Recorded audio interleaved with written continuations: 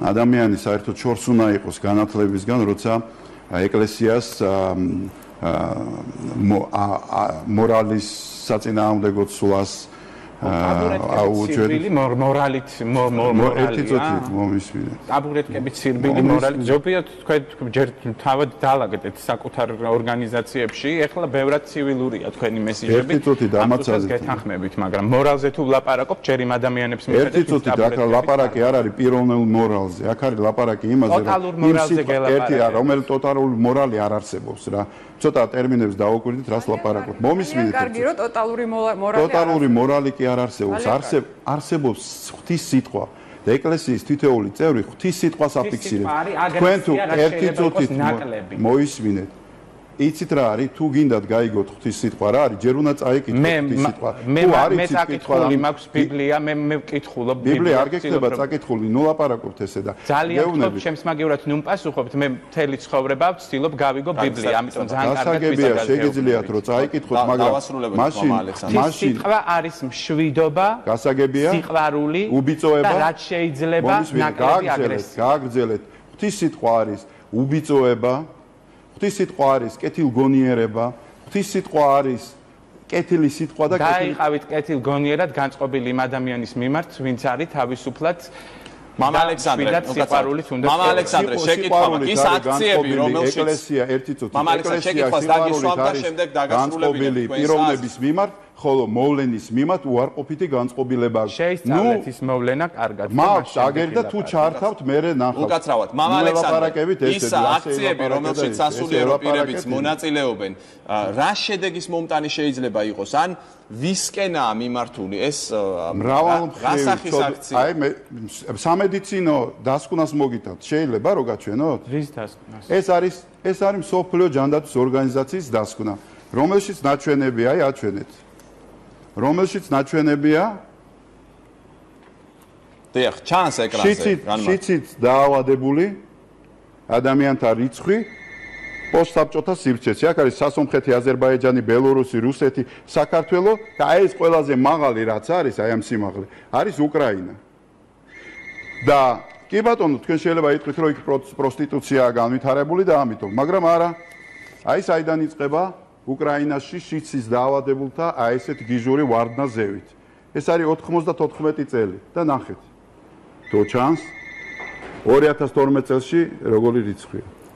აქ არ არის ლაპარაკი იმაზე მარტო რომ ეს რაღაც მორალზე ლაპარაკი, ცოდვაზე ლაპარაკი. აქ უბრალოდ სამედიცინო ენითაც ეს არის ძალიან ჯანმრთელობისთვის ცუდი მოვლენა. ვინაიდან ამ სტატისტიკის ზრდას თქვენ კაზანტეპის ფესტივალს უკავშირებთ? მე მარტო არ უკავშირებ, ამას ვაკავშირებ მსოფლიო ჯანდაცვის ორგანიზაცია და თქვენ შეგიძლიათ ინტერნეტში შეხვიდეთ, თქვენ თვითონ მოიძიოთ.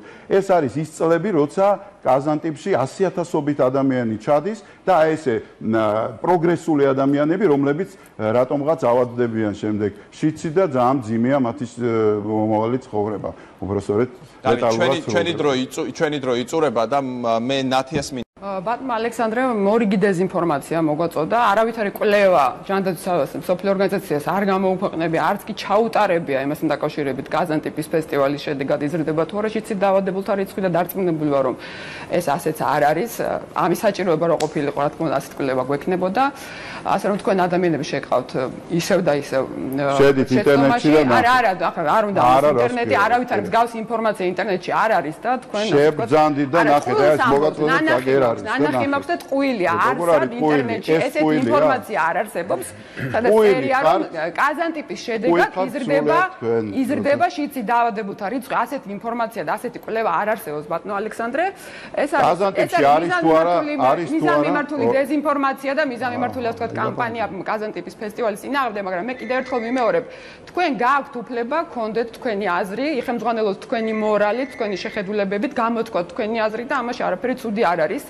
მაშინ რატო ესხმით ესე თავს ამ სიტყვას რატო ესე გამალებულად რატომ ესხმით თავს თუ მაქვს ამის უფლება დამიტოვეთ რა ამის უფლება ჩემს გაღიზიანებას რატო გაღიზიანებას იწევს ამ ფესტივალს რომ თქვენ წარმოადგენთ მხოლოდ ადამიანებს რაღაც გარკვეულ ჯგუფს არც ერთი მუსიკოსი არ ამოწმებს, ეს არის ფესტივალი. აძლევს, რაც არ უნდა იყოს, როგორც ვინდათ ესე დაარქვით, ფესტივალი დაარქვით, ნებოდ ბაზრობა, ამას არ აქვს მნიშვნელობა. თქვენ თავს აძლევთ უფლებას და სამწუხაროდ ეკლესიის ბევრი წარმომადგენელი, რაღაც საზოგადოებრივი მორალის და რაღაც ერთი მაღალი მატერიების, ასე ვთქვათ, სახელით ილაპარაკოთ. ჩვენ ვლაპარაკოთ ქრისტეს სახელით და ვლაპარაკოთ იმას, ვინც თქვა, რომ არ იმრუშო არის ცოდვა. მოკლედ გითხრათ იქნებ თქვენი ალბათონო ნათია, წაიკითხეთ სახარება და ნახავთ, რომ მრუშობა არის ცოდვა. არანაირი საზოგადოებრივი მორალზე ლაპარაკი არ არის. ეს არის ის მრუშობა, ეს არის ასე ვთქვათ, თქვენი რაღაცა შიშები, რომელიც დაფუძნებულია მართლაც სტეფანე დავეთანხმების სრულად გაუთვისნობიერებაზე. მოკლედ იქნებ გითხრათ და უნდა დავასრულოთ. გამაღიზიანებელია თქვენი ესე დამრიგებლური დიდაქტიკური ტონი ზოგადად ეკლესიის წარმომადგენლების. ეს არის თქვენთვის ყველაფერი გამაღიზიანებელია, რაც ღმერთს ეხება, რაც სიწმინდეს ეხება. რა საკვირველია, როცა აღვირახსნილი ადამიანი და ეუბნები, რომ ეს არის ცოდვა, ეს არის სუდი, დამანგრეველი ადამიანი, გასაკვირველია გამაღიზიანებელი. აზრები და პოზიციები ყოველთვის გაღიზიანდებით. მოდი ჩვენ ფესტივალზე ვსაუბრობდით და სუსვა სახე არ უნდა მიიღოს ამ ვექტორია ძალიან გამაღიზიანებელი, ანუ ის პრიორიტეტები, რომელსაც თქვენ საზოგადოებაში პრობლემად მიიჩნევთ, ეს არის ძალიან გამაღიზიანებელი და თქვენი ტონი, ბატონო ალექსანდრე და თქვენი მომხრეების ტონი არის ძალიან გამაღიზიანებელი. გამოხატეთ თავი, კი ბატონო. ნათია, მადლობთ და ფესტივალი მაინც ჩატარდება და იქ ათასობით ადამიანი იქნება ძალიან ბედნიერი. რომ ბატონო ზაზა, თქვენთვის პატარა ამბავი მაქვს თუ შეიძლება რა. მე ვფიქრობ, თქვენ დაგჭირდებათ საკუთარ მორალთან თვითრეფლექსია, იმიტომ რომ როგორც ძალიან ამბასთან ერთად ვიმღერეო, აბას მომღერალი ქალები იყვნენ გამოხატული სექს სიმბოლოები 70-იან წლებში. ალბათ არ იცოდით, დაგუგლეთ და შემოწმეთ და მე